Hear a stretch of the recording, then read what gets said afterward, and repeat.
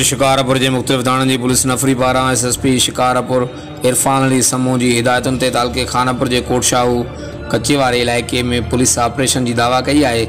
SSP Shikarpur पंहिंजे जारी कयल प्रेस रिलीज़ में ॼाणायो आहे त ॾोहारनि जी इतलाह ते कोटशाहू के कच्चे वारे इलाइक़े में ऑपरेशन करे मुबैना ॾोहारनि जा ठिकाना ड्राए उन्हनि खे बाहि ॾेई 3.5 ॼणनि खे शक की बुनियाद ते गिरफ़्तार करे जांच शुरू कर दी है। पुरान नाबरकोट थाने यदगोट शिकारी जाफरी रावासी कोठाणन मोहम्मद बख्श जाफरी मुरीद जाफरी ए बेन शिकारपुर पुलिस खिलाफ एहतजाज कंदे चयो त पुलिस बिला जवाब असांजे घरनि ते चढ़ाई करे असांजा घर ड्राए उनके बाहि ॾेई साड़े छॾियो आहे। उन्हनि मीडिया अॻियां धाईंदे चयो त अॻु माण्हू बि असांजे दुकान तां अगवा थियल आहिनि जेके माण्हू असांजा आहिनि।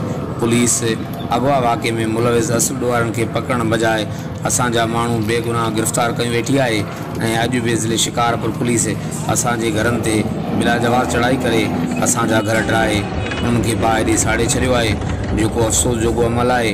उन्होंने IG सिंध DIG लाड़काणो ऐं ॿिनि वसवारनि खां बिला जवाज़ पुलिस चढ़ाई जो नोटिस वठी शिफ़ाफ़ जांच करे इंसाफ़ ऐं तहफ़्फ़ुज़ जी अपील पिणु कई आहे।